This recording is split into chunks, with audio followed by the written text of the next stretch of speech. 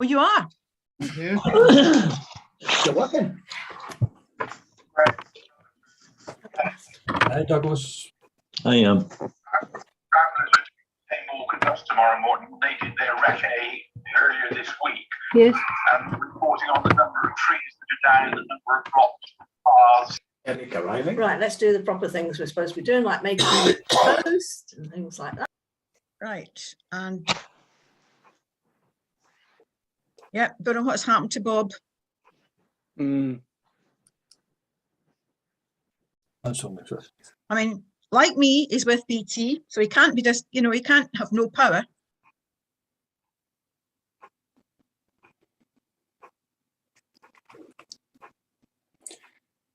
Well, he could, I suppose. Somebody could have cut the wires to his house.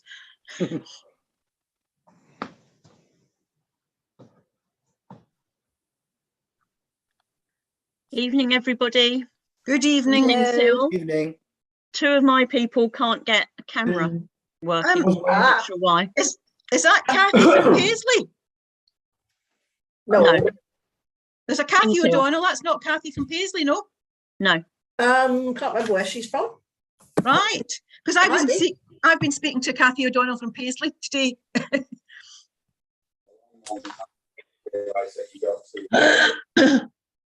Just thought Alana might have got some more team members.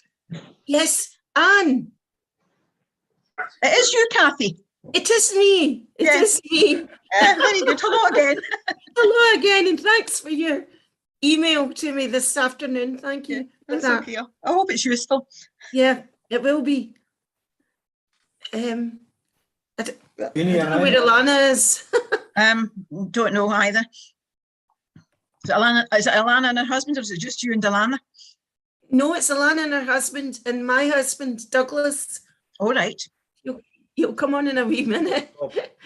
I've got him doing Interu3a stuff. There's Bob now. Don't worry, Alana is always a little bit later than, you know, at the cruise tail. Yeah.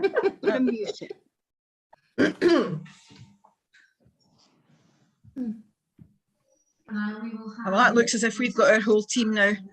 News. Join us then if you can. Of course, the 9 is on the BBC Scotland channel at 9 o'clock for your national and international news. Hi, Carol. You probably know her name without one. Yeah, just about to ring you.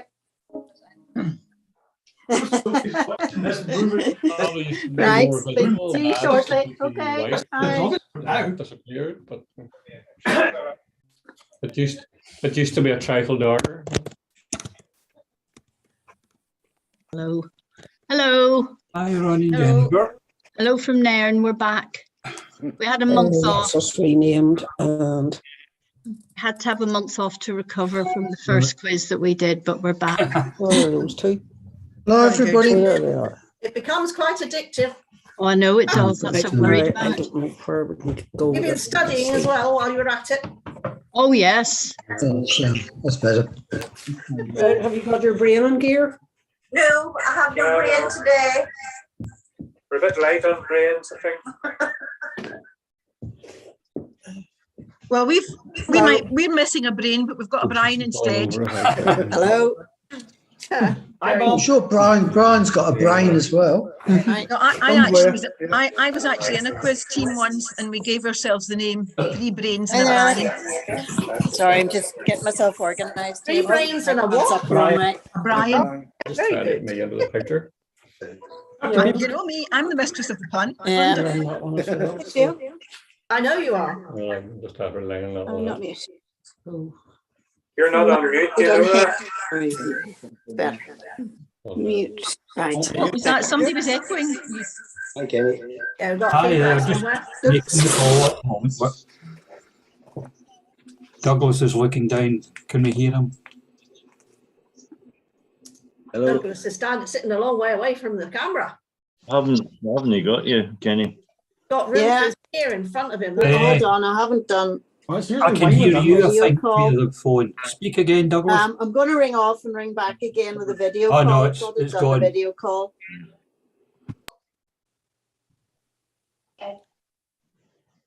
There's tuning all over the place here. Hello, Dave. Hi, how are you?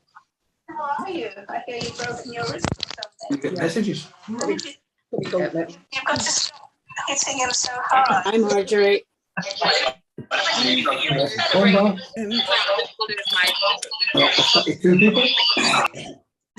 nice, thank you very much. A modest. Hi, Cal. Yeah. Hi there. Sorted I now. did get together with a lot from this end of the country on Sunday for lunch, but that was about all we managed to do. Yep, can see you. I'm going to tell you something now, and if this goes no further, all right, it's absolutely between the four of us. You didn't get saying last night, Carol, see you tonight.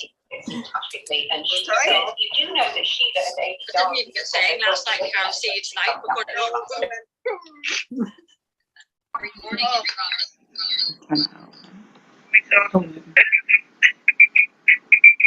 I'm on the big. Be warned that I'm muting people who have got rotten sound.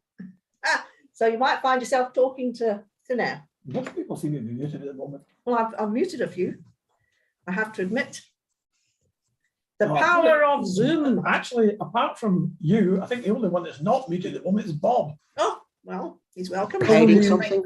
It's obviously not making funny noises, isn't it? What else is? Oh no, lockdown loonies. Mm-hmm. And Ronnie Pete. Well, Ronnie's being quiet. He's being quiet. Ronnie is a As quiet always. person.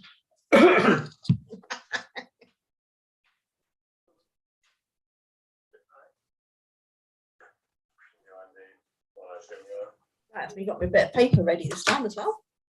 You ready to check on attendance yet? Right, yes. Oh yeah, I forgot I was still unmuted. That's fine. Anybody missing anybody? Unmute yourself and tell me if you're still missing any members of your teams. I think Alana's still missing. From I've just heard from Alana, so she's definitely on her way. We hear from Kings Hill, but two people haven't got a camera, so I don't know if they. There's Alana coming in now. They can hear though. Yeah, that's fine. And as long as they can talk to you by some means or other, that's fine as well. So we've definitely got Airheads, we've got Causeway, have we got Honda? Yes, we have. Yes. Dagenham. Yes. Dunelm, I saw Dunelm somewhere. East Renfrewshire. No, this was set up. Margaret Patterson. Yes, I see them, Alison and Ian. Guildford. We've definitely got a problem with someone with feedback.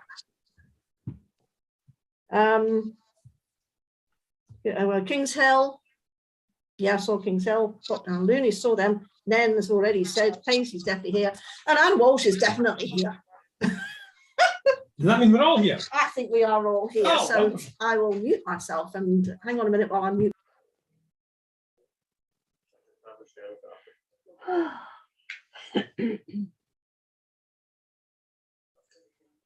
Oh, it's upgraded to Windows. Oh, no, thank you. Should be right now. Okay. As far as we can tell, we actually have everyone here bang on time. Welcome to everyone. Welcome back to one or two teams who were unable to join us last month. And as usual, I have a 6-round quiz for you, and I hope you will enjoy it. The themes are quite wide-ranging, and there is one visual round, which I think won't be too challenging, but there's quite a wide range of theme. And as always, or most times anyway, I'm starting with one around these islands.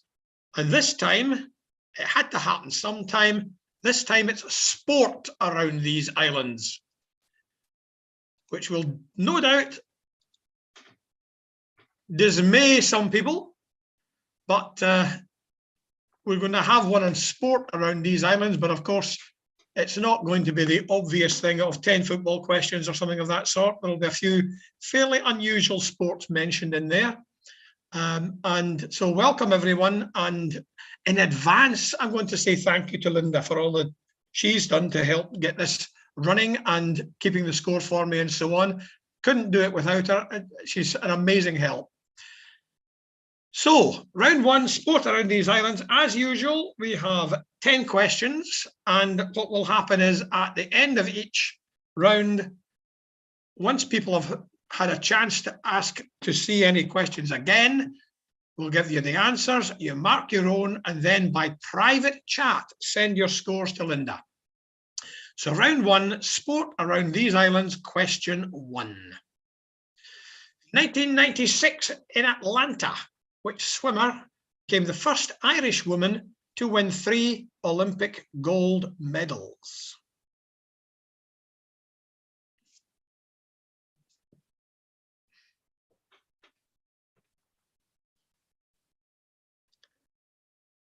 In 1996 in Atlanta, which swimmer became the first Irish woman to win 3 Olympic gold medals?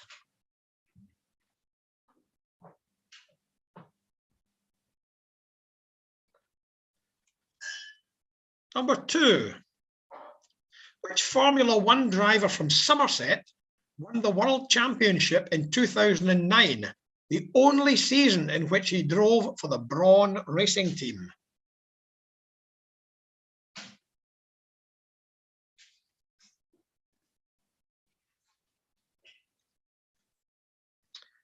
Which Formula One driver from Somerset won the World Championship in 2009, the only season in which he drove for the Brawn racing team?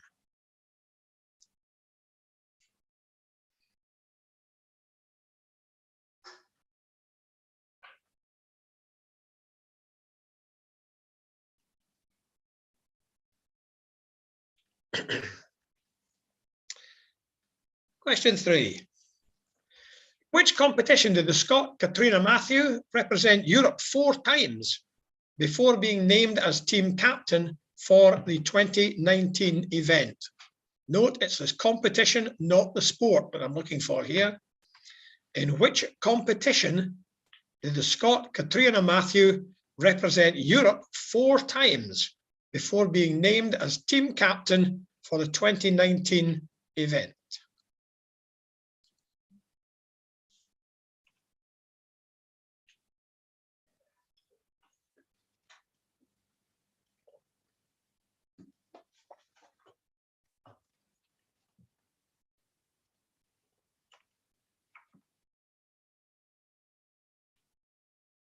And as usual, if I'm going too fast for you, you can always ask me to slow down. Number 4. Which sport do the Cardiff Devils compete?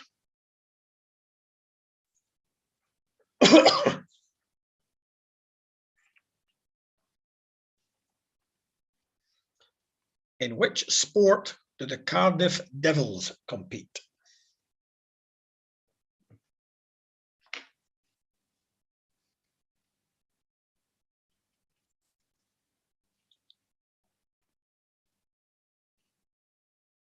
Number 5. You're attending New Road in Worcester, the Riverside Ground in Chesterless Street. What sport are you likely to be watching? I have attended the Riverside Ground, but not New Road.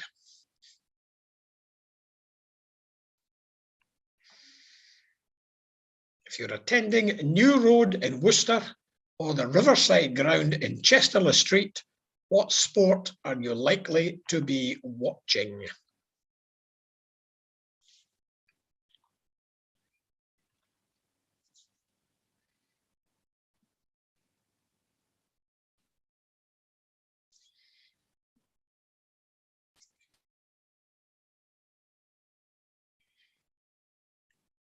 Number 6.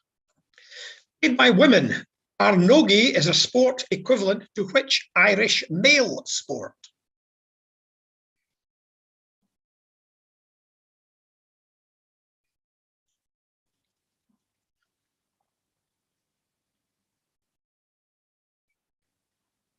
Played by women, Carnogie is a sport equivalent to which Irish male sport?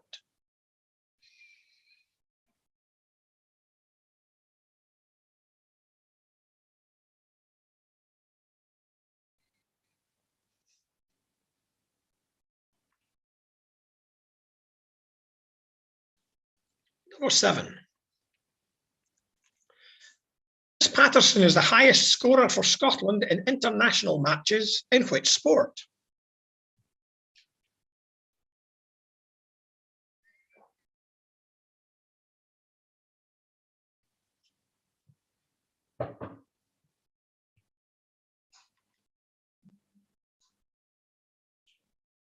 Number 7, Chris Patterson is the highest scorer for Scotland in international matches in which sport?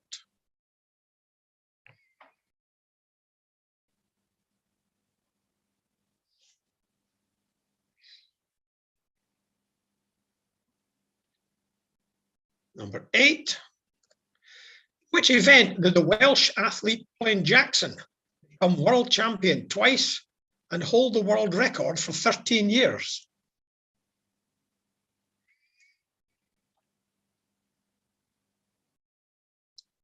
In which event did the Welsh athlete Colin Jackson become world champion twice and hold the world record for 13 years?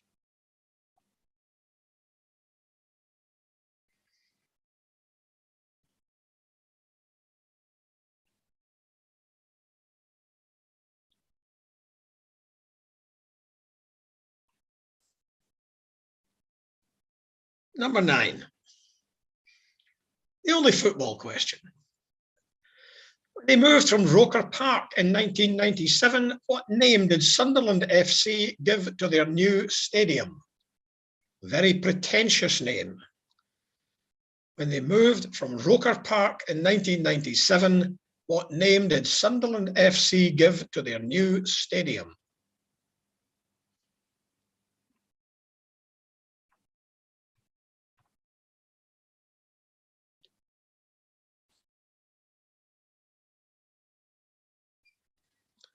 And finally, number 10,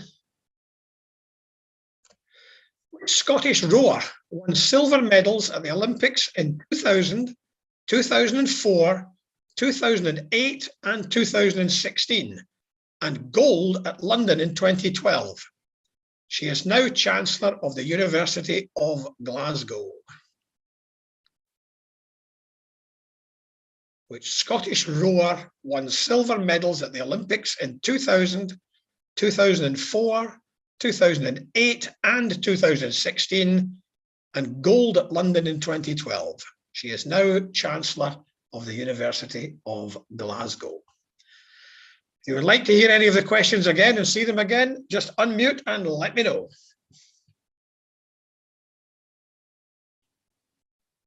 Could I have number 5 again, please, Ian?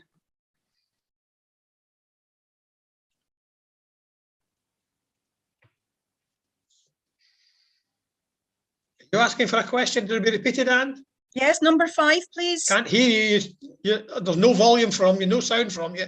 Well, I'm not mute. Oh, it's because you've not turned to tell it. Oh, I've not done my computer. Oh, in that case, I'll have to stop sharing first for a minute. We did this last month as well. Sorry. Okay, now I'll start share again. Right, can you hear me now? Yes. He did this last month. I did this last month and I forgot to turn my computer sound on. Okay, Anne. Yeah, number 5, please, Ian. Number 5, certainly.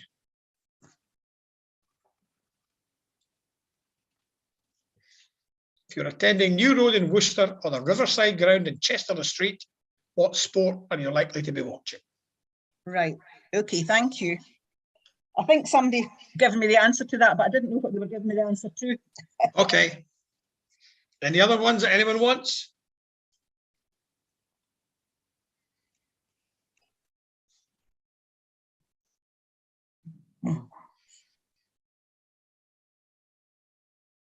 Then are we ready to hear the answers? No one's reacting that I can see, therefore I'll assume that that's okay. So in 1996, the swimmer that became the first Irish woman to win 3 Olympic gold medals, amid a bit of controversy as the Americans tried to claim that she was being doped, was Michelle Smith. Number 2, the Formula 1 driver from Somerset, from Frome in Somerset, who won the World Championship in 2009 was Jenson Button. Number 3, Katrina Matthew represented Europe 4 times and then became team captain in 2019 for the Solheim Cup, which is the female equivalent of the Ryder Cup. Cardiff Devils are ice hockey team. Number 5, New Road in Worcester and Riverside Ground in Chester-le-Street are the home grounds of Worcester and Durham cricket teams. Number 6, Carnogie is a sport equivalent to hurling. Number 7, Chris Patterson is the highest scorer for Scotland in rugby union. Number 8, Alan Jackson was world champion twice and held the world record for 13 years in the 110 metres hurdles. Number 9, Roker Park. When Sunderland left Roker Park in 1997, they pinched the name of their new stadium in translation from the Estadio da Luz in Lisbon and called it the Stadium of Light. You can imagine what Newcastle United's supporters call it. And number 10, the Scottish rower, who is now the Chancellor of the University of Glasgow, is Catherine Granger. So if you could tot your scores up and send them to Linda by private chat.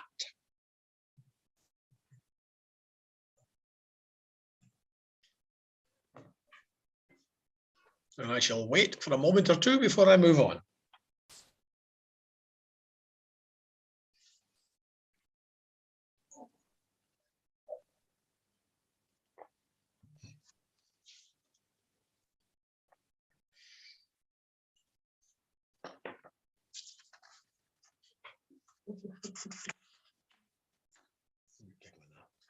I knew number 10 because technically I'm a graduate of Glasgow, but I'm an alumni of Glasgow University.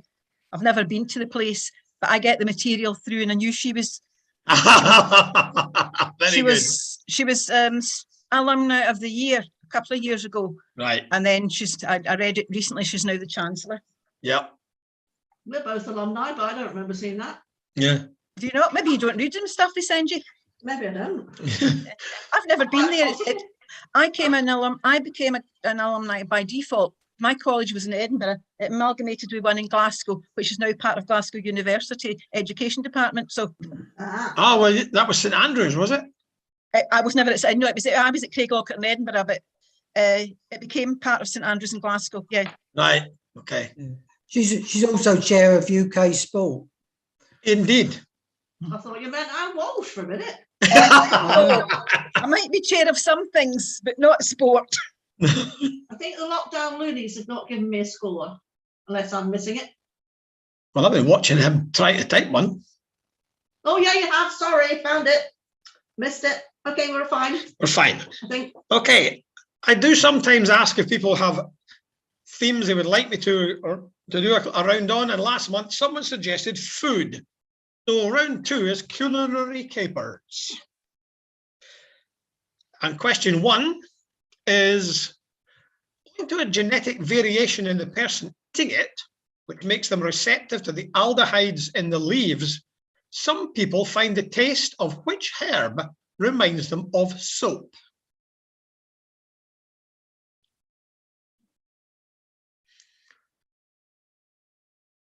Some people find the taste of this herb reminds them of soap because they have a genetic variation that makes them receptive to the aldehydes in the leaves of the herb. Which is the herb?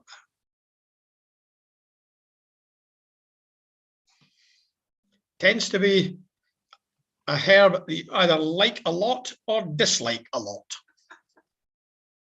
Sorry. Linda likes it a lot. No, I'm reading the comments that people send me. Oh, very good. You can share them with me later then. Number 2, what name is given to the cooking method whereby the food is dredged in flour and fried in butter, often with parsley and lemon juice?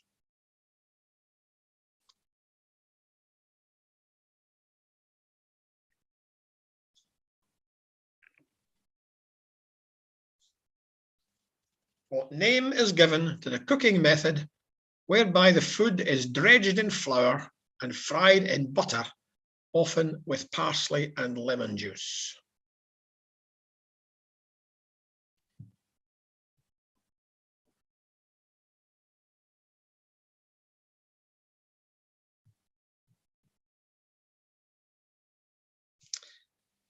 Number 3.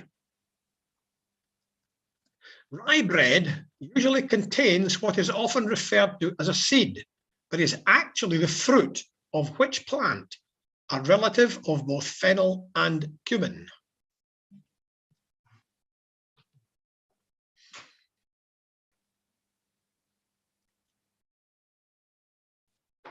Rye bread usually contains what is often referred to as a seed, but is actually the fruit of which plant, a relative of both fennel and cumin?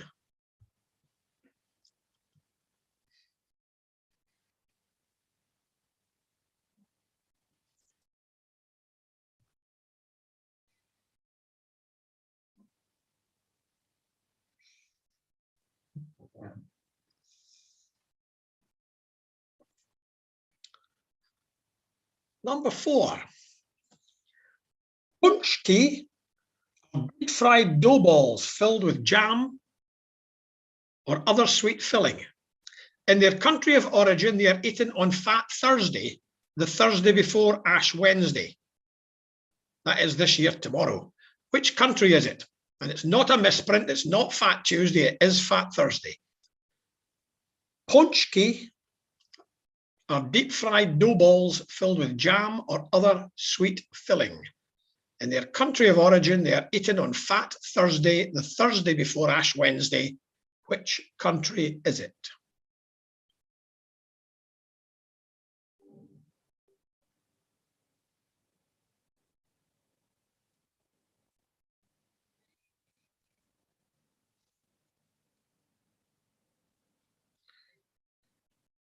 Number 5.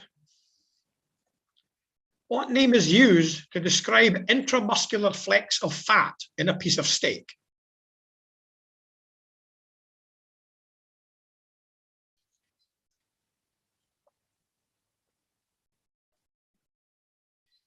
What name is used to describe intramuscular flecks of fat in a piece of steak?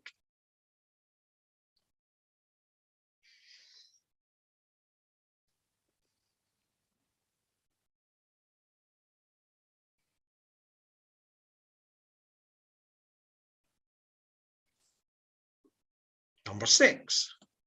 What traditional Irish dish is made with mashed potato, grated raw potato, and flour, fried on a griddle like a pancake?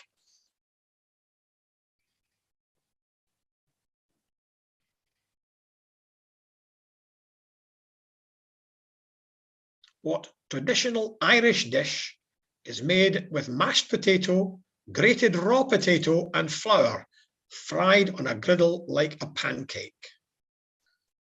And according to an Irish rhyme, apparently, if you can't cook it, you can't get a man.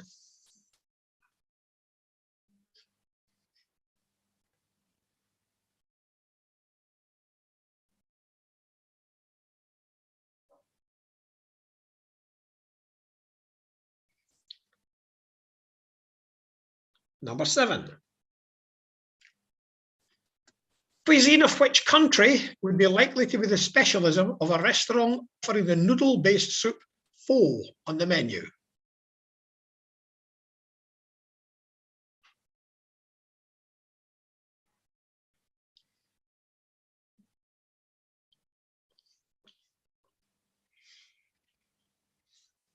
The cuisine of which country would be likely to be the specialism of a restaurant offering the noodle-based soup pho on the menu?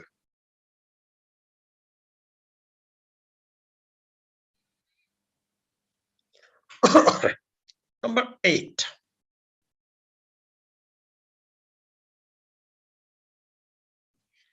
Originally yellow or purple in colour, it is often claimed that the most common modern colour of which vegetable was developed as a hybrid in the Netherlands in the 17th century?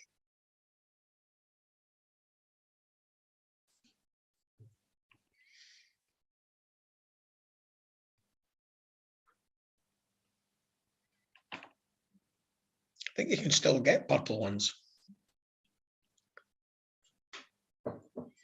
Originally yellow or purple in colour, it is often claimed that the most common modern colour of which vegetable was developed as a hybrid in the Netherlands in the 17th century?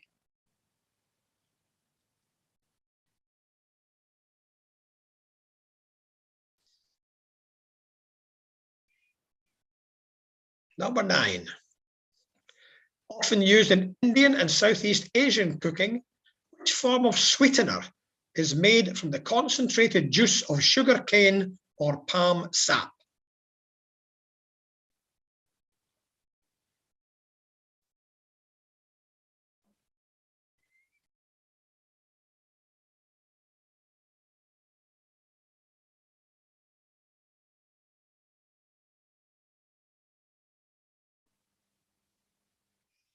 Often used in Indian and Southeast Asian cooking, which form of sweetener is made from the concentrated juice of sugar cane or palm sap?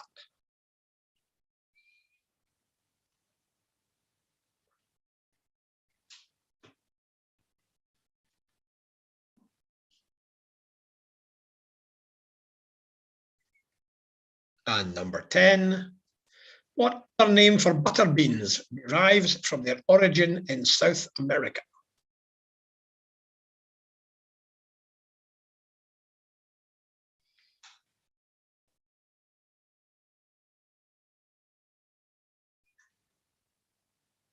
What other name for butter beans derives from their origin in South America? And again, if you would like to hear a question again, see a question again, just let me know.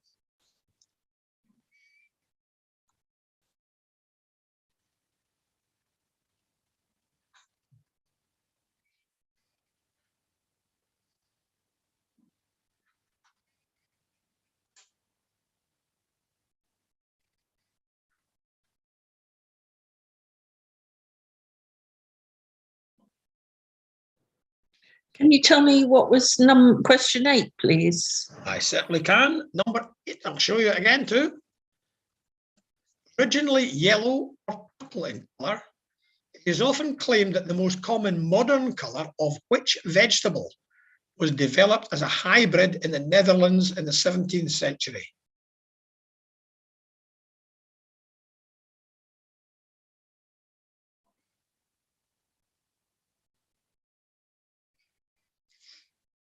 Any others?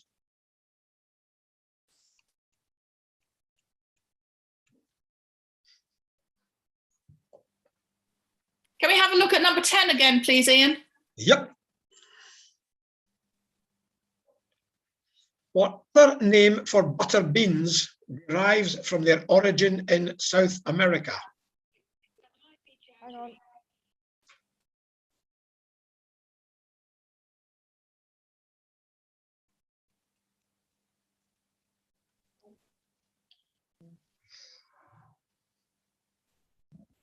Ian, could we see number 3 again as well, please? Certainly. Thank you. Rye bread usually contains what is often referred to as a seed, but is actually the fruit of which plant are relative of both fennel and cumin? It's a hard dried fruit that looks like a seed, but it's actually a fruit.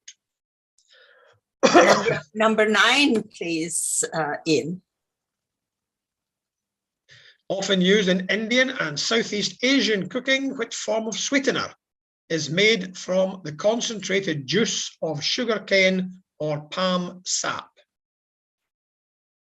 Sorry, could we have number 2, please? I think we've gone through them all then.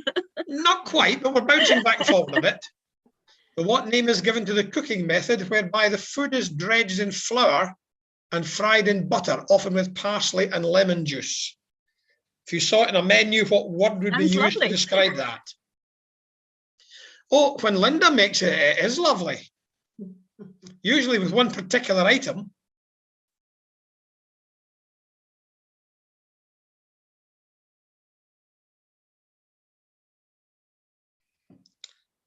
Okay, ready for the answers then? So number 1, the herb that some people find reminds them of soap if they have this genetic variation is coriander. Number 2, the cooking method with the flour and fried in butter with parsley and lemon juice, usually with sole that we have it is Meunier. Number 3, rye bread contains caraway fruits, but they're usually referred to as caraway seeds. Number 4, punchki are from Poland.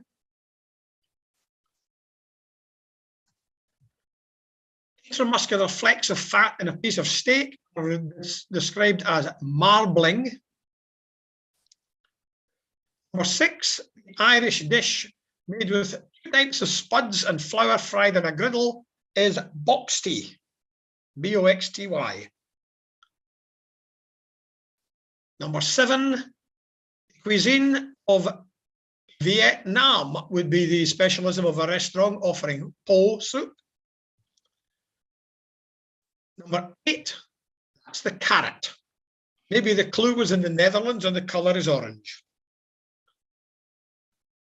Number 9, the sweetener made from concentrated sugarcane, juice of sugarcane or palm sap is called jaggery. And Ian got a huge, great big bit of it for Christmas. Yeah, one of my children gave us a number of unusual ingredients, and jaggery was one of them. Number 10, the other name for butter beans derives from lima. It's the lima bean. And again, if you could add your scores and send them to Linda by private chat, please.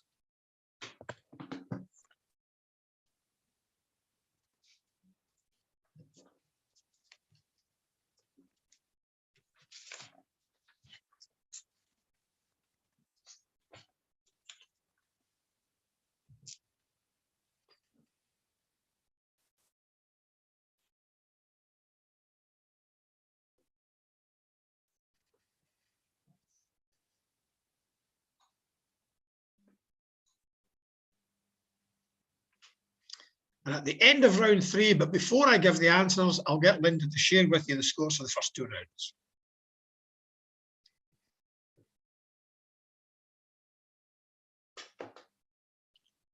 Okay, right. Round 3 is a picture round, and it is world landmarks. So photographs of various things around the world with a specific question about each, not just identify the landmark. Here we are, number 1. Between 1975 and 2007, this was the tallest freestanding structure in the world. What is it?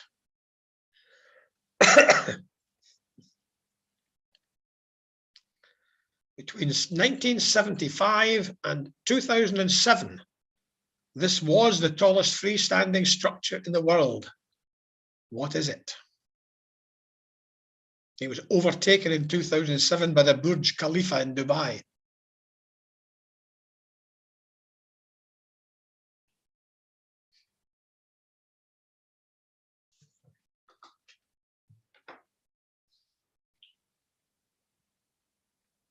Number 2, the house of worship in Delhi for the Baha'i faith is named for which flower?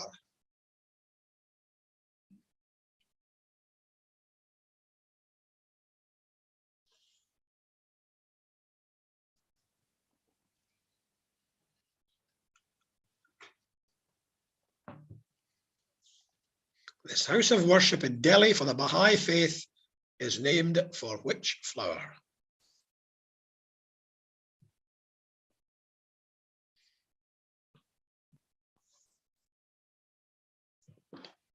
Number 3. Some of you may have been to this one. Might have been to the other ones as well, of course, but maybe more likely the third one. Completed in 1988, this pyramid designed by IMP sits above an underground entrance to which building?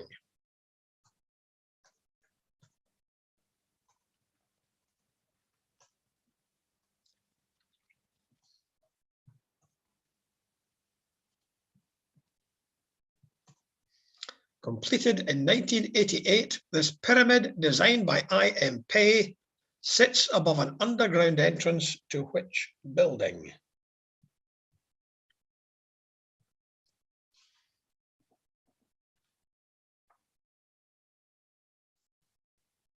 Number 4.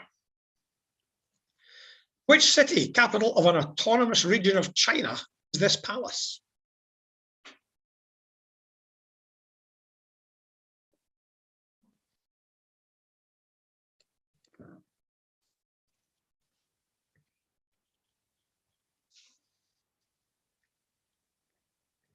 In which city, capital of an autonomous region of China, is this palace?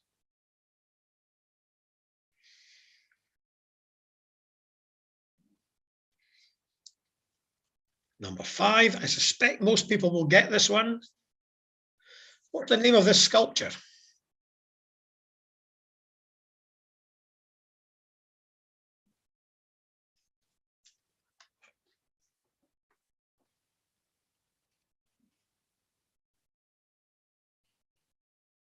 What is the name of this sculpture?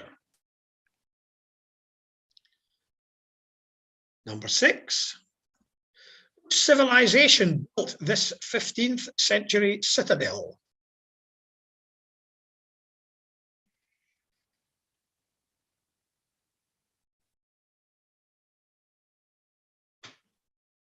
Which civilization built this 15th century citadel?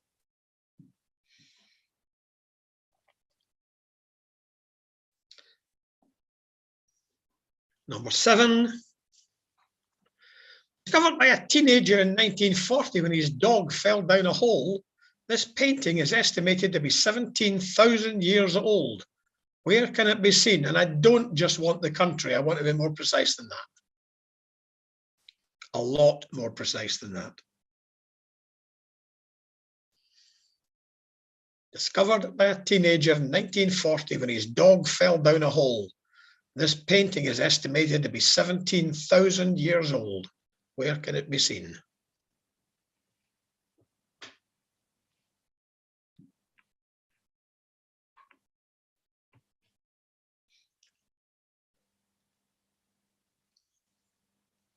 Number 8.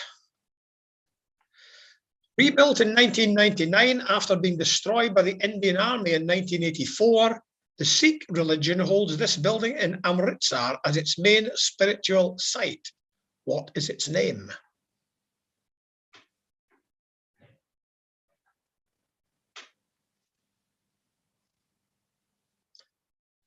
Rebuilt in 1999 after being destroyed by the Indian Army in 1984, the Sikh religion holds this building in Amritsar as its main spiritual site. What is its name?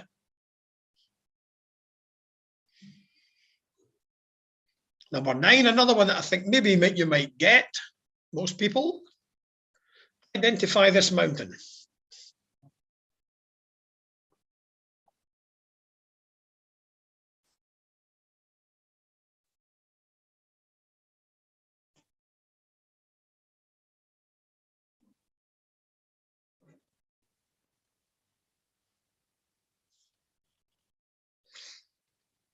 And number 10, used as a location in Indiana Jones and the Last Crusade. What is the name of this former city in Jordan?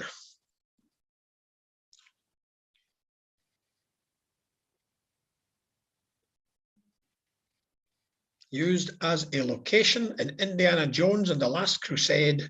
What is the name of this former city in Jordan? And once again, if you want to see one of them again, let me know.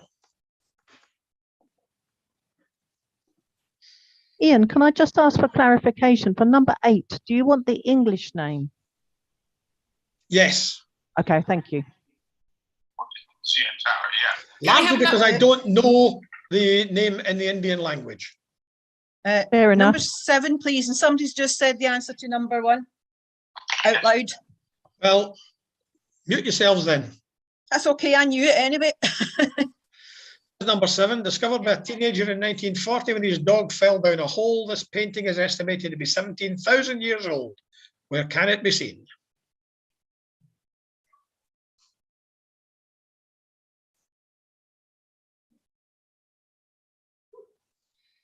There are 2 people watching our quiz Very good. on YouTube.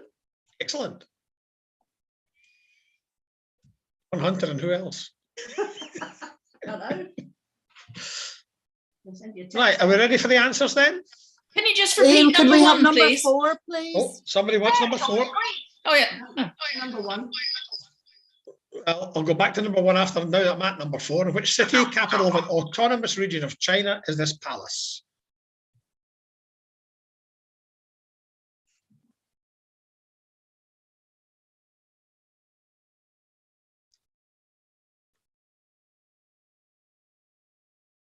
And number 1, between 1975 and 2007, this was the tallest freestanding structure in the world. What is it? Now, before I give the answers, I'm going to stop sharing and I'm going to ask Linda to share the scores for rounds 1 and 2.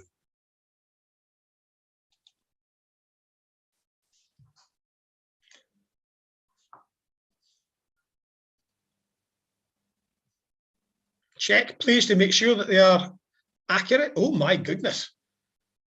That's big starts in round 1 with 4 teams with all correct. And Comber Spuds still in the lead from Airheads and Lockdown Loonies. And last month's champions West Lothian in 4th.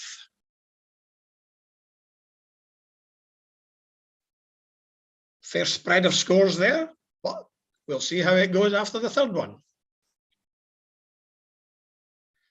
Thank you, Linda. And I'll reshare. So this was the tallest freestanding structure in the world, and it is the CN Tower in Toronto. Number 2, this place of worship is named for the lotus flower. It's called the Lotus Temple. Number 3, it of course stands above an underground entrance to the Louvre in France, in Paris. Number 4, the clue is really in this autonomous region of China. This is in Lhasa in Tibet.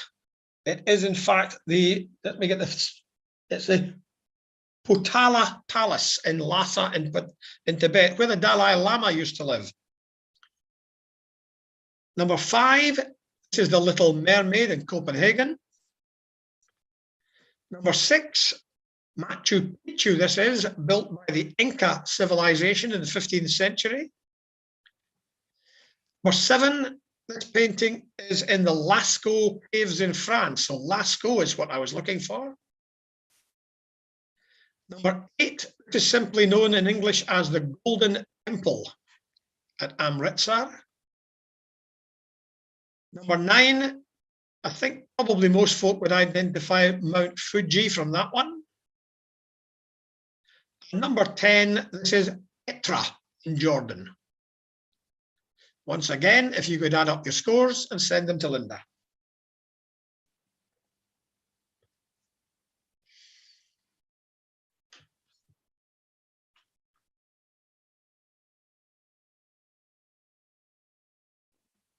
Interested there that the food round seems to have caused a few problems.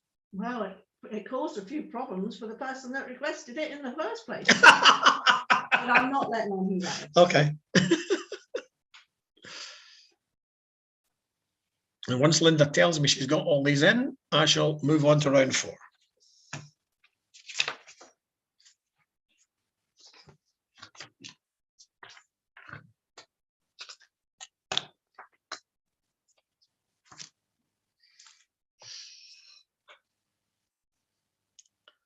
And round 4 will gladden the heart of one player at least, because Douglas Brown of the Airheads seems to know a lot about birds, and this one's about birds.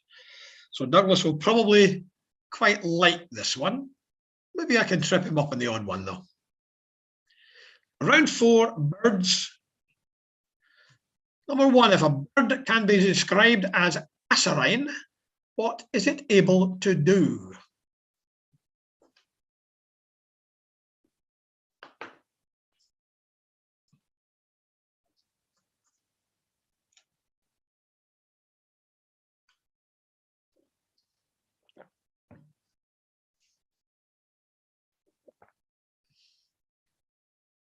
bird can be described as passerine. What is it able to do?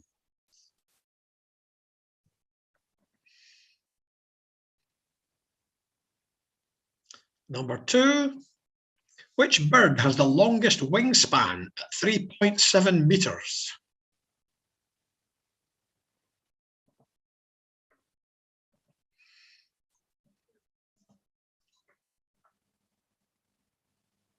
Which bird has the longest wingspan at 3.7 meters?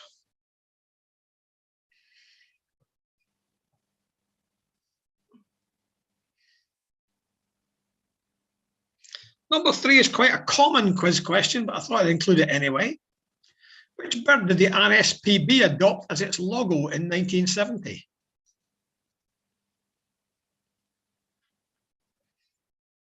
Which bird did the RSPB adopt as its logo in 1970?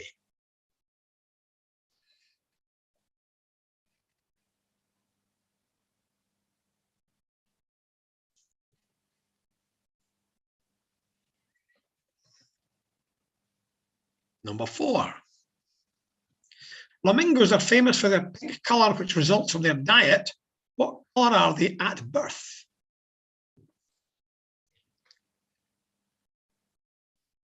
Flamingos are famous for their pink colour, which results from their diet. What colour are they at birth?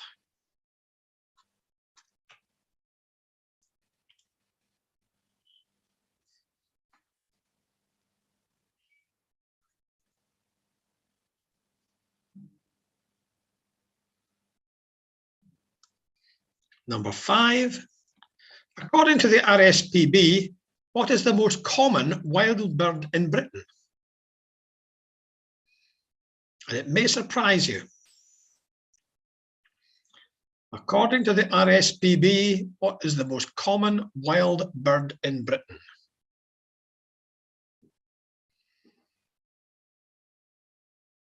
And the reason it may surprise you is you don't see them as often as all that because they're quite good at hiding.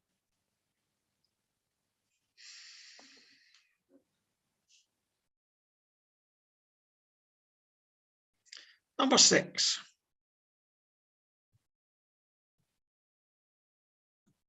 Fieldfares, redwings, and blackbirds are members of which family of birds?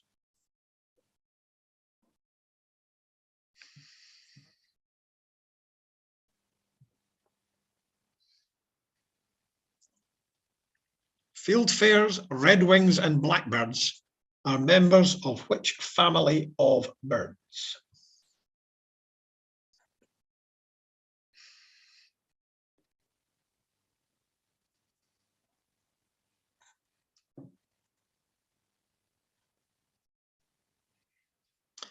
Number 7. Which bird is also known as the laughing jackass?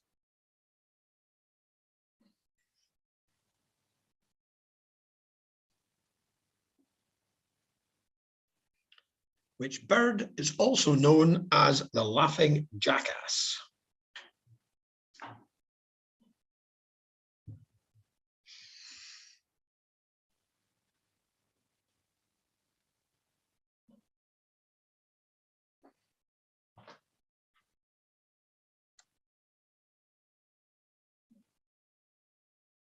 Number 8 is our third question of the night that's actually got a relevance to Peru. Which large bird is considered sacred in Peru?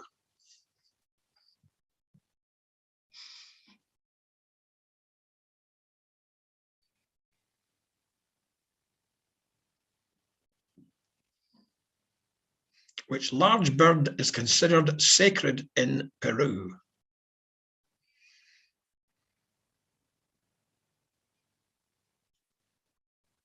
Number 9, greylag, Chinese, and Roman are breeds of which type of bird?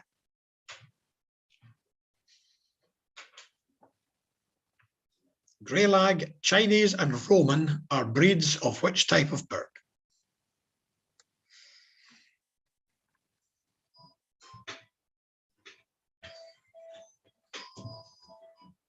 And number 10, What is the main characteristic of ratite birds? What is the main characteristic of ratite birds?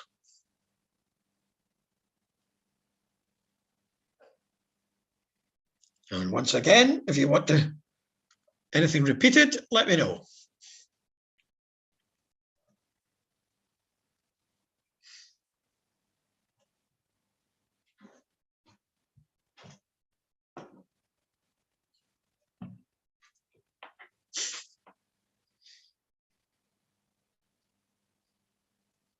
No one wants any of these repeated? Number 5, please, Ian. Number 5, certainly. According to the RSPB, what is the most common wild bird in Britain?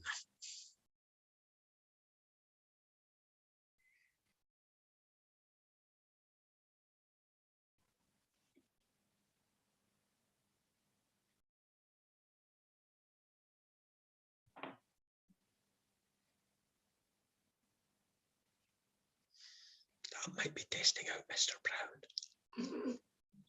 He'll come on in a minute and say, no, you're not.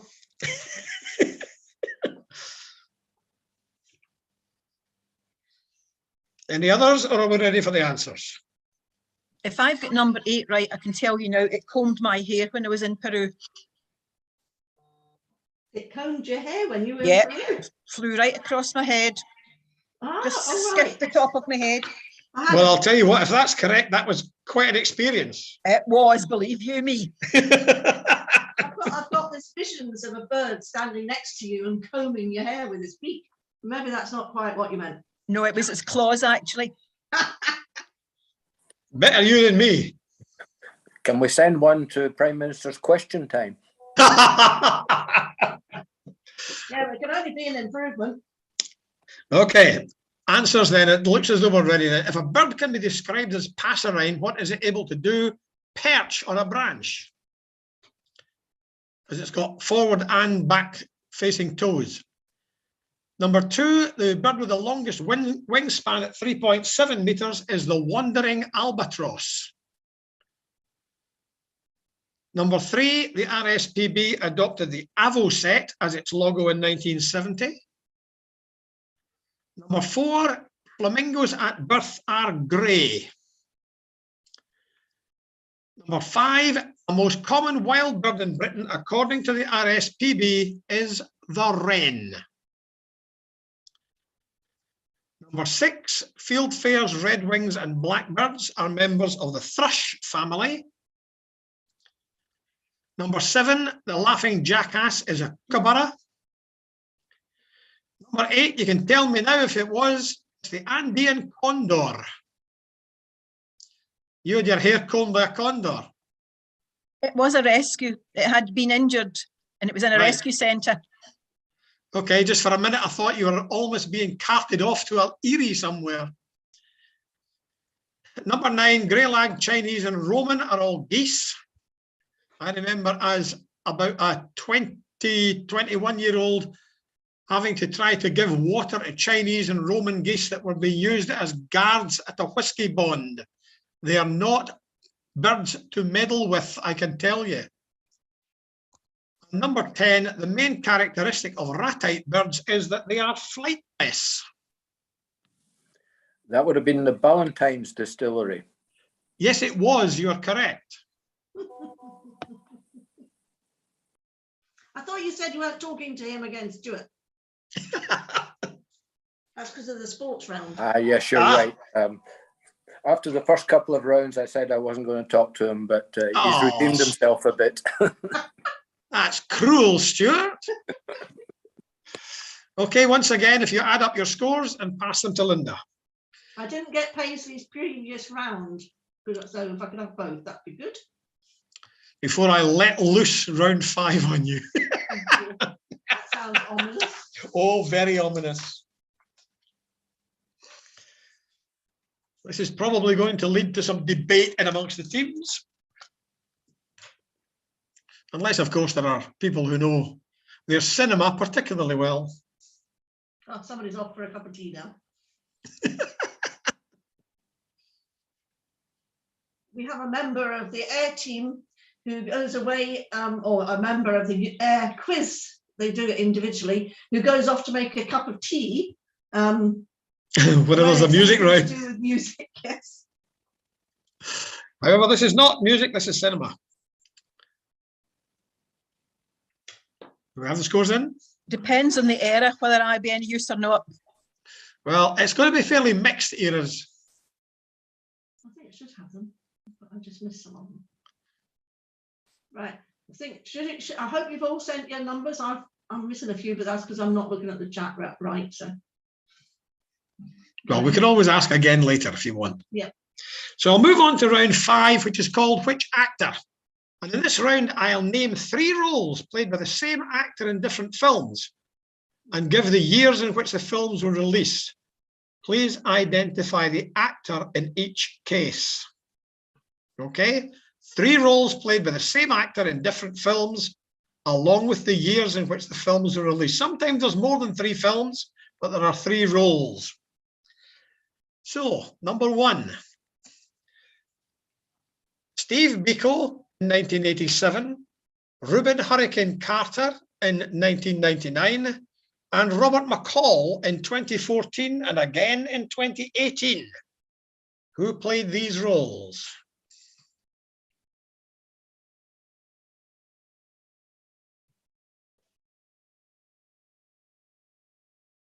Steve Biko in 1987, Reuben Hurricane Carter in 1999, and Robert McCall in 2014 and 2018.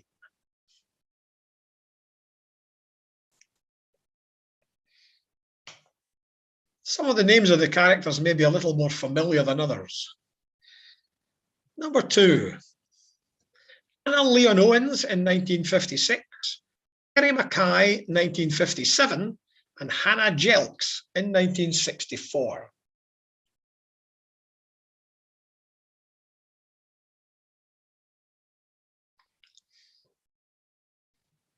Anna Leon Owens, 1956, Terry Mackay, 1957, Hannah Jelks, 1964.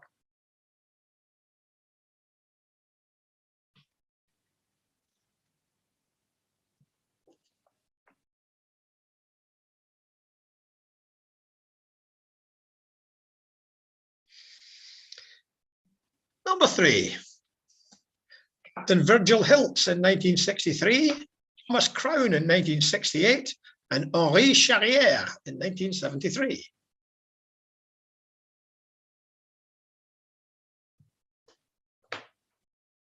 Captain Virgil Hilts in 1963, Thomas Crown in 1968, and Henri Charrière in 1973.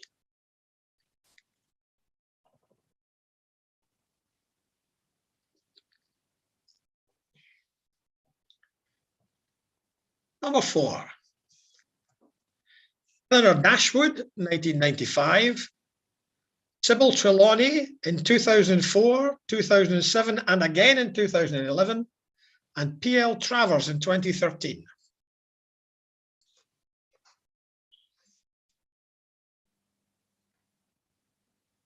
Eleanor Dashwood was actually mentioned on Pointless tonight. It was, yes. Though not in this context.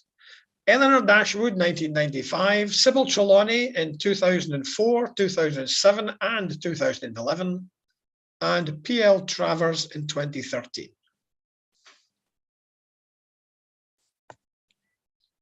Number 5, T.K. Dexter Haven in 1940, John Roby in 1955, and in the same film, the same character but under 4 different names: Peter Joshua, Alexander Dial, Adam Canfield, and Brian Cruikshank, 1963. 4 aliases of the same character. C.K. Dexter Haven in 1940, John Roby in 1955, and Peter Joshua, Alexander Dial, Adam Canfield, and Brian Cruikshank in 1963.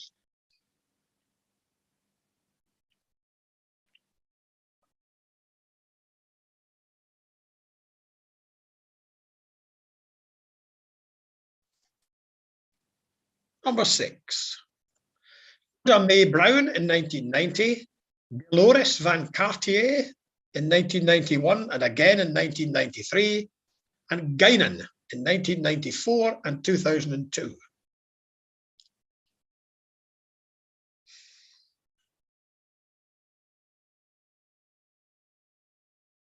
Rhoda May Brown, 1990, Dolores Van Cartier, 1991 and 1993, and Guinan in 1994 and 2002.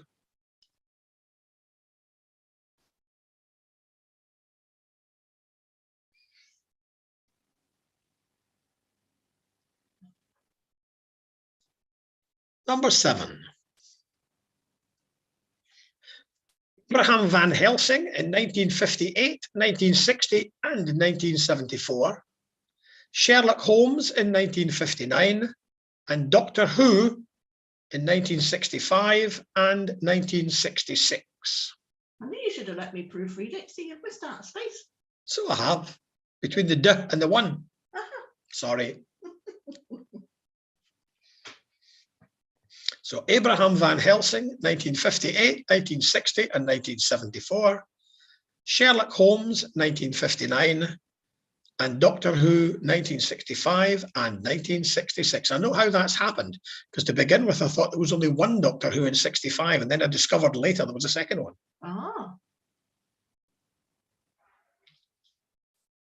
So it was added in after the thing had been drafted. Mm.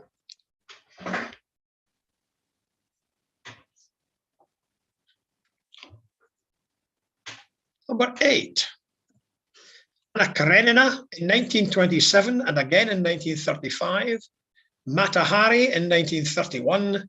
Ninochka in 1939.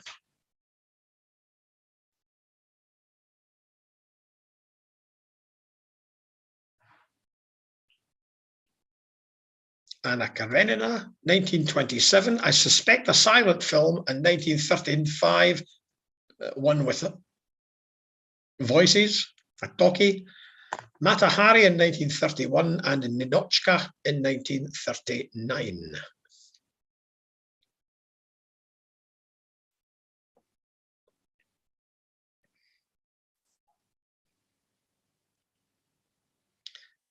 Number 9. Detective Captain John Book, 1985. Jack Ryan, 1992 and 1994. And President James Marshall, 1997. And I have quite deliberately left out 2 other roles that I think would have been too easy. So Detective Captain John Book in 1985, Jack Ryan, 1992 and 1994, President James Marshall in 1997.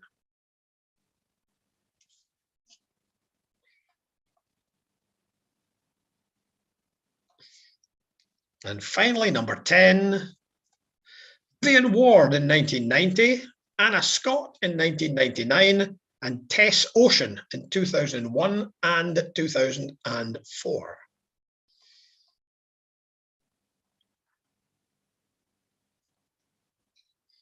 Vivian Ward, 1990, Anna Scott, 1999, Tess Ocean, 2001 and 2004.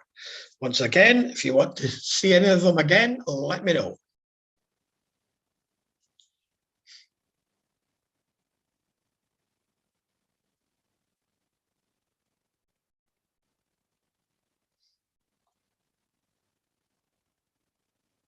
I think some of these will be fairly straightforward. Others might have you thinking a wee bit.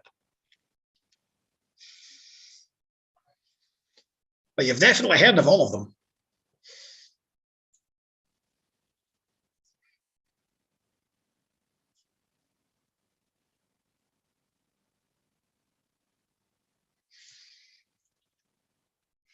Now, while you're thinking, again, if you don't mind, I'll stop sharing and ask Linda to bring us up to date with the scores after the first 4 rounds. I'm missing one for Nairn, actually. Oh. But I can do it other than that. Okay.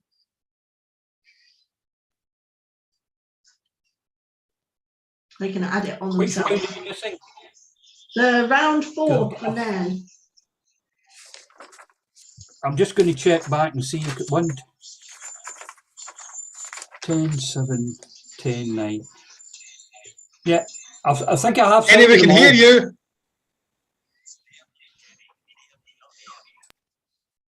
Yeah, Linda, not it was 7.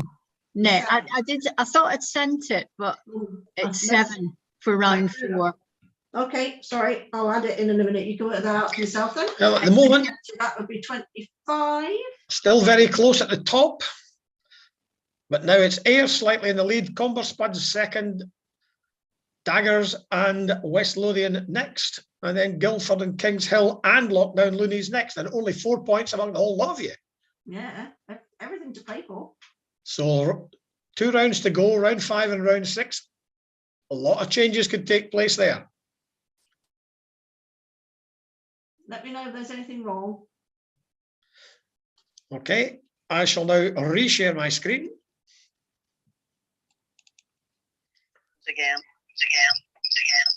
Are we ready for the answers? Sorry, 8, 9 and 10, please.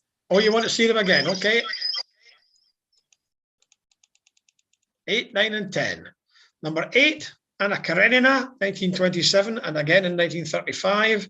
Mata Hari, 1931, and in Ninochka in 1939. Number 9, Detective Captain John Book, 1985. Jack Ryan, 1992 and 1994. And President James Marshall in 1997. And number 10, Vivian Ward, 1990. Anna Scott, 1999, and Tess Ocean, 2001 and 2004.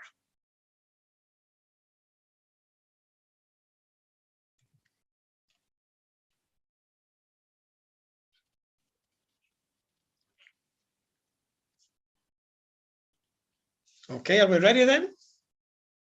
If anyone wants more time, let me know now, otherwise I'll give the answers.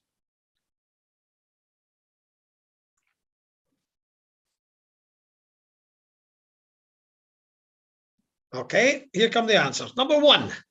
Well, these 3 roles were played in the films Cry Freedom, Hurricane, The Equalizer, and The Equalizer 2 by Denzel Washington. Number 2, Anna Leon Owens was Anna in The King and I. Terry Mackay is from A Night to Remember, and Hannah Jelks is from The Night of the Iguana, and they were all played by Deborah Carr. Virgil Hiltz was from The Great Escape. Thomas Crown was not surprisingly from The Thomas Crown Affair, and Henri Charrière is from Papillon, and that's Steve McQueen. Number 4, Eleanor Dashwood is from Sense and Sensibility. Sybil Trelawney is from 3 of the Harry Potter films, and P.L. Travers is from Finding Neverland, and that is, of course, Emma Thompson. Number Finding 5, Mr. Banks. Sorry? Finding Mr. Banks. No, Finding Neverland. In that year it was Finding Neverland. Finding Mr. Banks is another one. Oh, really? Oh, right. Okay. Number 5, C.K. Dexter Haven in 1940 is from the Philadelphia Story. John Roby is in To Catch a Thief, and the multiple aliases are from the very amusing film Charade and the all-starred Cary Grant. Number 6, Oda Mae Brown is from Ghost. Dolores Van Cartier, Sister Acts 1 and 2, and Guinan from Star Trek Generations and Star Trek Nemesis, and that is Whoopi Goldberg. Number 7, Abraham Van Helsing is from Dracula, The Brides of Dracula, and the Legend of the Seven Golden Vampires. Sherlock Holmes is from The Hound of the Baskervilles, and the Doctor Who films are Doctor Who and the Daleks and Daleks Invasion Earth, all of these played by Peter Cushing. Number 8, well, the films are actually named Anna Karenina, Mata Hari, and Ninochka, and we are talking here of Greta Garbo. Number 9, didn't give you the two most obvious ones, which would have been Han Solo and Indiana Jones, because these roles were all played by Harrison Ford in Witness, Patriot Games, Clear and Present Danger, and Air Force One. And finally, Vivian Ward was in Pretty Woman, Anna Scott was Notting Hill, and Tess Ocean in Ocean's 11 and Ocean's 12, and this is Julia Roberts. Can you repeat the answer, please, for number 8? Number 8, it's Greta Garbo. It was a terrible accent. That I decided she wanted to come up and see me. No, I wanted to be alone. I want to be alone. Greta Garbo. Again, if you could let it, Linda, have your results.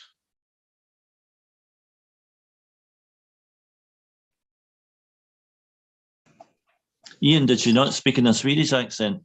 Yeah, she did. I agree, Douglas.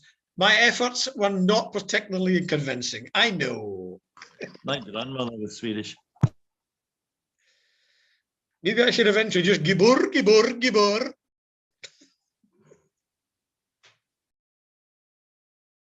Sven didn't talk like that. Swedish chef, Muppets. No, Sven, the football manager. Oh, Sven. Yeah, Sven-Göran Eriksson. Yeah. Yeah. I thought he meant Sven, the snowman from Frozen. No, I think not. I think it's Sven-Göran. Yes. My father was a philatelist, and they had a friend in Sweden who came to visit them many years ago. And they went for a trip up Loch Lomond, and there was an encampment there. And Ulla, the Swedish woman, said, "What is that?" And my mother got a bit flustered and tried to say, the traveling people, the gypsies, them. And Ulla said, "In Sweden, they are bums."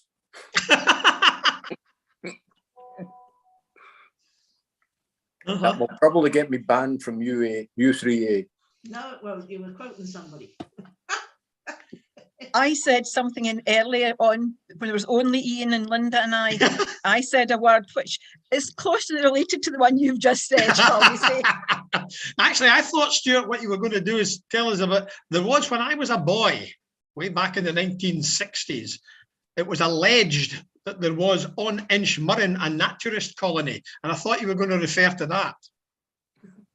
There was, Ian, and is. Oh, it still is. Oh. Well, I don't know if it still is. It certainly was 70s, 80s, 90s. Uh-huh. Yes, we sat on the beach at Brighton. It's a bit chilly up there, mind you. I was going to say Brighton's a bit different from the Loch Lomond, Bob. Yes. Well, we just sat on the beach, this is years ago, and then thought, well, these people are walking around with no clothes on. I mean, Saint-Tropez one can understand, but Inchmurrin and Loch Lomond. Okay, let's move on to the general knowledge round. Or have you got the scores ready? I do, and Paisley want another film round, please. Paisley want another. Right, I'll stop sharing then, and Linda can tell us what the scores are with one round to go. Wasn't expecting that then. Well, I'm just giving you a chance. That's okay.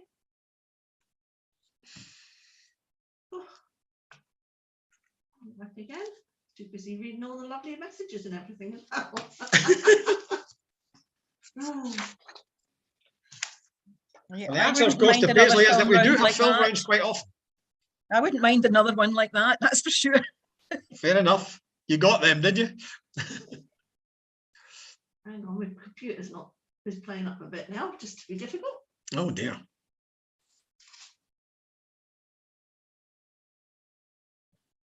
Ah, that's better. It wasn't showing up. There we go. I think that's right. There we go. So Ayr now 3 points ahead from Daggers and West Lothian. 5 points clear of Guildford and Kings Hill, 6 ahead of Lockdown Loonies, 7 ahead of Comber Spuds. Okay, a fair few 10 out of 10s in that round. Had tons and all of them except for number 2. Yep. Yeah, number 2 seemed to, round 2, the food one seemed to be a wee bit challenging. However, other than that, teams are doing well. So we have a general knowledge round to come, and I shall reshare my screen.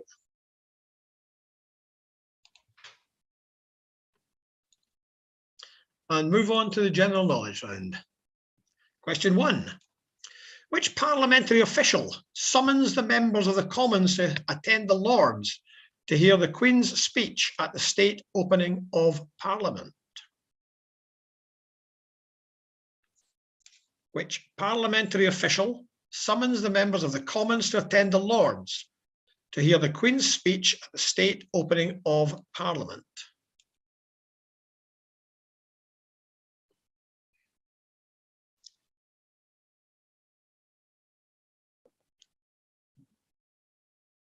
Number 2.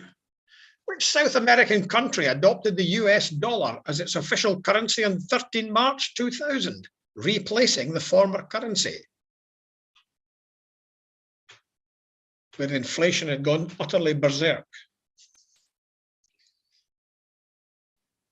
And I'll give you a clue. This time, it's not a fourth reference to Peru.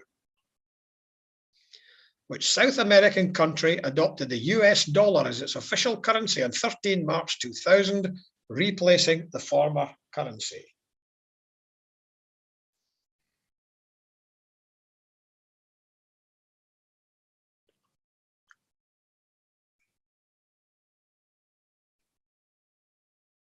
Number 3. The penguin, the mascot or logo of which computer operating system?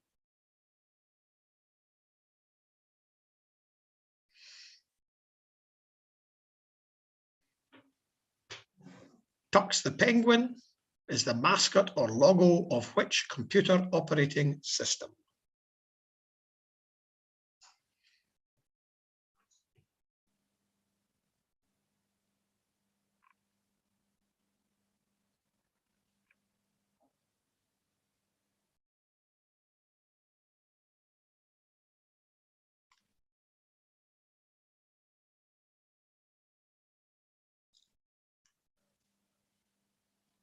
Number 4. In 1988, George Harrison, Jeff Lynne, Bob Dylan, Roy Orbison and Tom Petty formed which supergroup?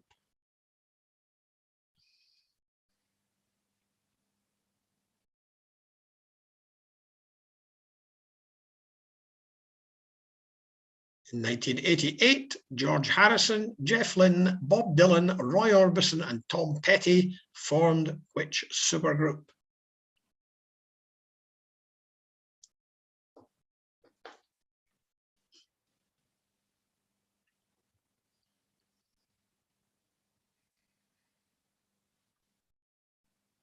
Number 5.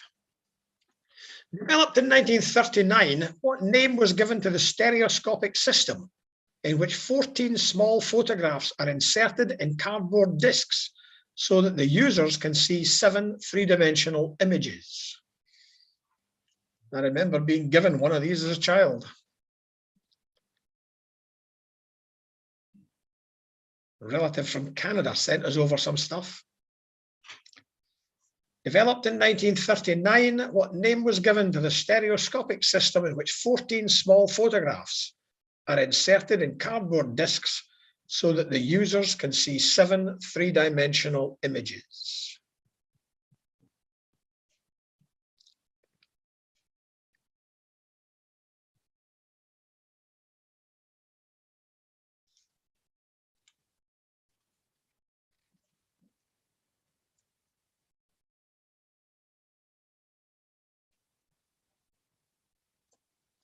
Number 6, in which English city is the University of Warwick located?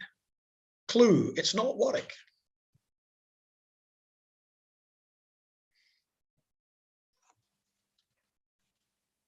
In which English city is the University of Warwick located?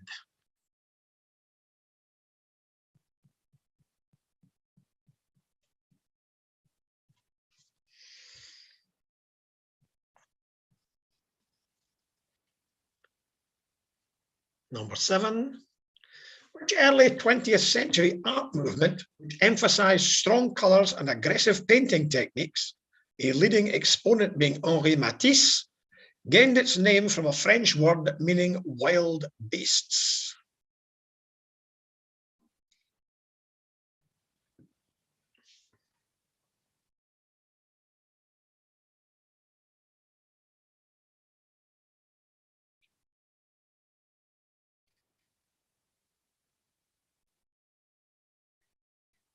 Which early 20th century art movement, which emphasized strong colors and aggressive painting techniques, a leading exponent being Henri Matisse, gained its name from a French word meaning wild beasts?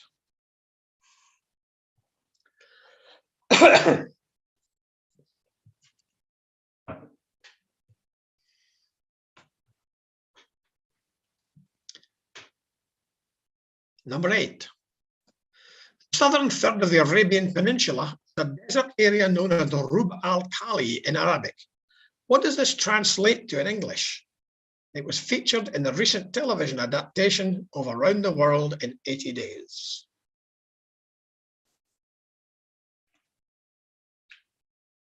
Great program.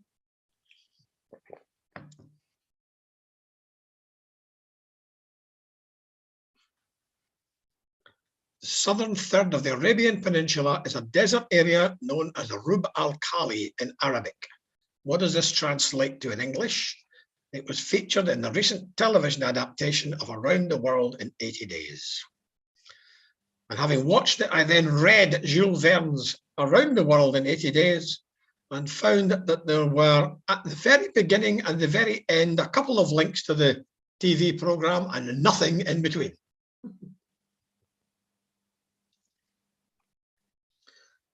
Number 9.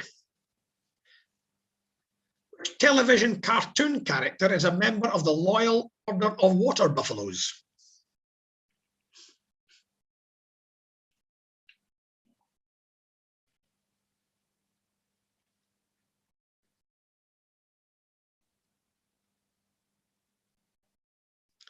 Which television cartoon character is a member of the Loyal Order of Water Buffaloes?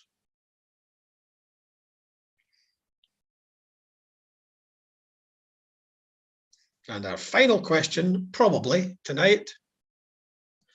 Which country were Terry Waite, John McCarthy, and Brian Keenan held as hostages during the late 1980s?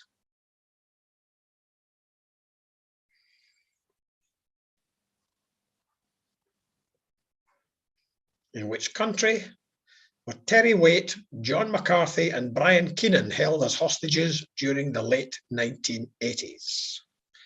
Again, if you want any of them repeated, just let me know.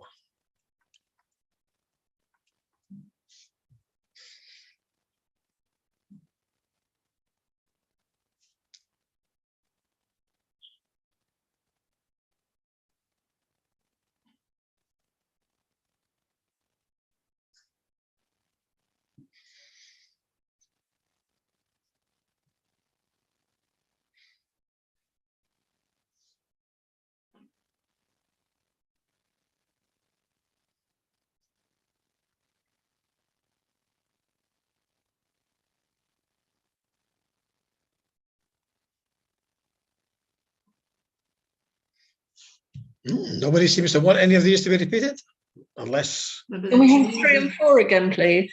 Yep, there we go. The penguin is the mascot or logo of which computer operating system? And in 1988, George Harrison, Jeff Lynne, Bob Dylan, Roy Orbison, and Tom Petty formed which supergroup? Sorry, it's number 5 then. It's number 5. Oh, went too far there. Well, in 1939, what name was given to the stereoscopic system in which 14 small photographs are inserted in cardboard discs so that the users can see 7 three-dimensional images? Ian, could we have number 7, please? Thanks. Early 20th century art movement, which emphasized strong colors and aggressive painting techniques, a leading exponent being Henri Matisse, gained its name from a French word meaning wild beasts.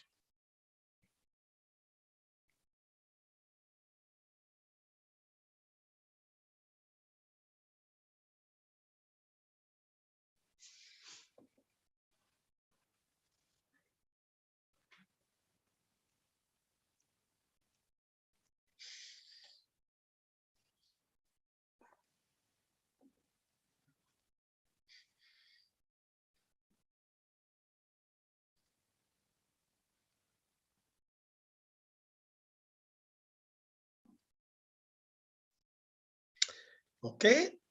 Are we ready for the answers? Yes, no? If I don't hear within a few seconds, I'll assume the answer is we're ready.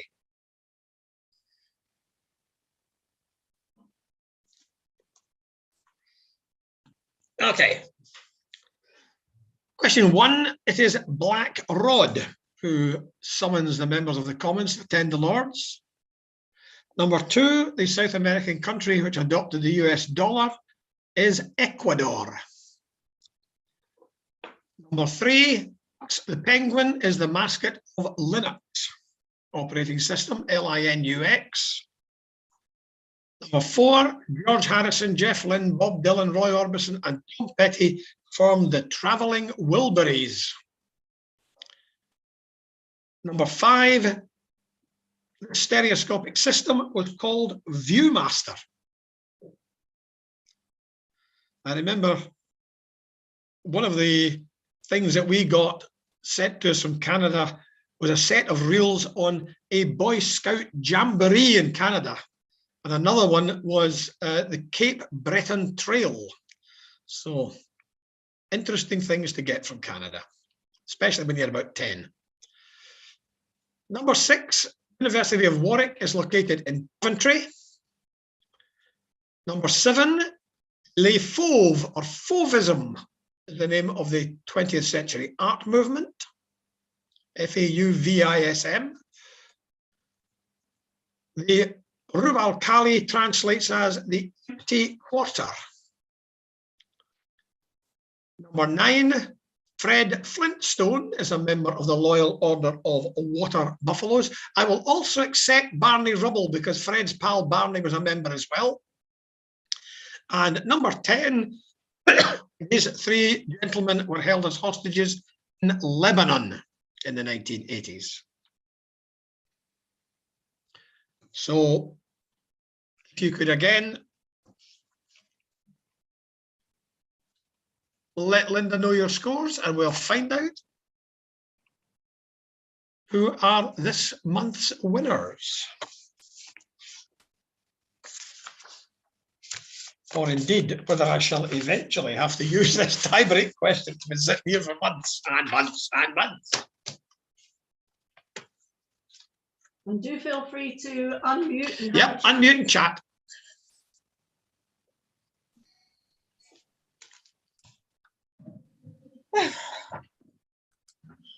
Well, that was a big sigh of relief or something. It was me, I think. Yep, I think it was. Well, if you look at my score in the last round, that's why.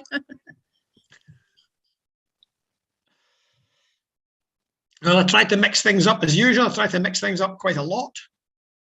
Everything from sport, food, world landmarks, birds, actors and actresses, and then a fair rambling selection of general knowledge. Fred Flintstone. Including Fred Flintstone. Fred Flintstone, yeah.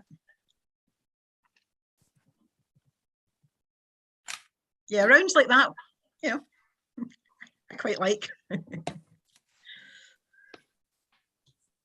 Rounds like which one? The last one. Oh, the general knowledge one, right? But not all of your general knowledge ones that are as straightforward as that one was, but oh, I'm glad you think it was straightforward. Yeah. Between us, it was meant to be a mix of straightforward and not quite so straightforward. Well, between us, we got there. Oh, very well done.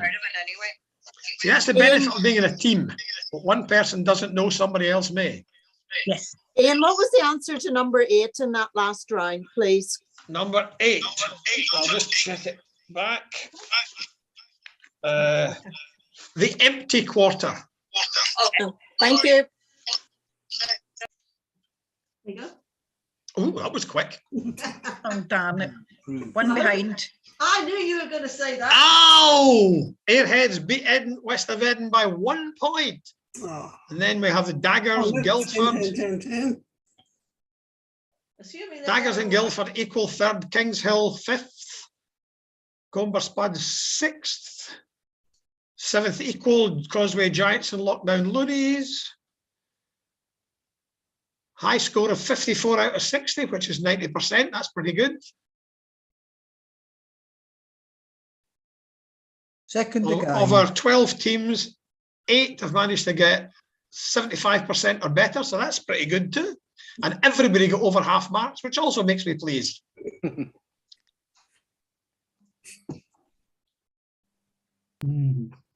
So congratulations to the Airheads by a narrow squeak. Yeah. And West Lothian back in their traditional position of second. Thanks for reminding us of that. We know where we belong, I think. Oh, come on, for many times. Am I right in thinking this is as high as Daggers have got for a while? You'd probably query everything that Graham said, though, because he doesn't often understand his answers. He just pulls them out of books. I think it's the highest that Guildford have ever got, so we're feeling quite pleased. Very good. And I think it's one of the higher scores that Dagenham have got as well. Yes. Yeah, we are very happy in Dagenham, especially after coming last time. Thank you very much. Dagenham are very pleased. I'm pleased with that. Yeah. So thank you all very much. As usual, we shall be offering another quiz on the last Wednesday of March, which I think will be the 30th. This being the 23rd of February, and usually March and February and March, the numbers on the same day of the week, so it'll probably be the 30th of March next time. It's not the 30th of February, though, is it? And we hope to see you all then. Okay, thank you very much. Right, cheers, Thank you. Frankie. Thank you for your homework. And again, if anyone has any ideas for other rounds they would like us to fit in, then just let me know. Can we have a negative request? No sport, please. Well, I don't put sport in very often. Once is too often. Maybe not. I think no music would do well. Well, I can have another look at music by all means. Though some people did say, "Can we manage to have one without music last time?" You're never going to place everyone down. Thank you, Linda. It's just unfortunate. Right, cheers, Ian. I've no doubt I'll see you twice on Monday with any luck. Yes, see you. Yes, and I'll look forward to seeing the Causeway people on Monday afternoon as well. Yeah. That would be great. See you all. Yes, cheers, Ian. Bye. Are you over to? Thanks very much. Good night, everybody. Are you over to Northern Ireland? No, we shall be on Zoom to Northern Ireland. I know, I'm joking. Do you want to come, Anne? Do you want to come? No, I will not be going anywhere that involves using public transport until after the 21st of March. We're talking about Zoom. Oh, that. Now, Mondays are not good for me. Okay. It's a pity. There's one of them every week. Well, I know there's a Monday every week. Oh, very good, Kenny. Very good. I've got something on Monday every week. I'm sure, yes, you'll get a regular booking, yeah. I just to say, there's just a slight chance I'll not be at the quizzes, but I can't tell you because I'm on a jury duty, and I'm just phoning every day to say, and then I'll suddenly be told maybe I'm turning up the next day. So I think Monday might be okay because I don't think they do much on the Monday. They just ballot the people for the next day. Right. So I'll probably be okay, but I just don't know at this particular point. No, actually, It's going to be savage. I said it. No, it was a Monday that I had to sit there for the whole day. They balloted the people. Aye. They do the ballot remotely these days. Or do they? I was about to walk out of the room because they had chosen them, and then one of the defence lawyer or whatever pointed at somebody and he said something. So they made those of us who were still in the room stop. And again, guess what? Yeah, Anne gets picked. But we sat there for a day and a half and nothing happened. And we were dismissed then. I think what they've done now is they have the ballot remotely on one day, and overnight you phone this phone number and they read out all the people have won the ballot, as it were, and have to turn up the next day. Depends. So far I've gone through 2 of the ballots and they haven't got my number yet. I was once on a jury, and I was called up, came out the ballot first time, straight in, and we heard the whole day's evidence and then half the next day's evidence, and then the prosecution said that was the case for the prosecution, and immediately the defence attorney approached the sheriff we were asked to leave the room for a few minutes while the consultation took place, and we came back in and the sheriff dismissed the case without even referring to us. Well, that was kind of a similar. What happened was in the case I was doing, the one witness didn't turn up. Well, we had all the witnesses they wanted. The prosecution wanted us to hear. We didn't. But hear honestly, a single word. if on the basis of the prosecution evidence alone, without even the defence putting anything forward, we've been asked to make a judgment, it would have had to be not guilty. Yeah. Because the evidence just was not convincing at all. Right. I'm just delighted that Kenny's on the right side of the court this time. We said that on Monday night. Yeah, but not everybody was there on Monday night. Yeah. Well, the thing is, I knew that when I never wanted to do it, but then I got called and I had to go along. And as I said, it was a wee guy who looked, as somebody said, he looked as if he was ready to, a word I used earlier himself. Looked so scared being accused of something that was not very nice, shall we say. I will not go into detail. But we heard the case, what the case was against him, but the witness apparently was served, and he had moved from the address that he had been at the time that happened. And they then had to serve it again to him, but it was kind of late. So they went along to his house at the start of the case and they said to him, would you do it? And he says, no. The thing is, this was deliberate because he knew all along this was coming up, because the person who had made the accusation was his partner and they had moved house together. So, you know, the whole thing, one of the others, we weren't supposed to discuss it, but one of the others said to me, he says, I think it was going to end up being a case of he says, she says. And I said, yeah, I think you're probably right. And I just, you know. It's such a waste to have, got people in for juries and all that. And then often it's a case of, oh, they plead guilty now. You know, in my case, and whatever way they do it, it's just a wasteful kind of business. No, he didn't plead guilty. The wee guy that was accused. Sorry. The case I was on was actually an assault case, and when they brought in the victim of the assault as a witness, he looked up at the guy in the dock and said, "You got the wrong guy in there." I think that convinced me that this was not a very well prepared case. Yeah. Very often they're not. I've heard of other incidents where the case was just not well prepared at all. So, mind you, I'm told by my daughter, who's a lawyer, that the procurator or the deputy procurator who was prosecuting probably only saw the papers a few hours before the case. Yeah. What a waste of money. Yes. Anyway, another incident I knew was the procurator went on maternity leave. But I'd just like to say thank you again for, I'm amazed at the complexity of the quizzes you put together. You have a great imagination, but... I hope you enjoy it, Stuart. That's the main thing. Yes. It was good crack, but it was definitely not our night. It happens. You've gone way down the scale, haven't you? That was that first round. They got about 3. All right, that was the second round it did for us, really. We're never going to recover from the first couple of rounds, but we kind of clawed our way back up so that... Oh, there's still plenty of time. Happy. But it was a good night. Yeah, thank you as well. Okay. Enjoy the rest of your evening. See you Monday, hopefully. And the wind's getting up again in Port Stewart.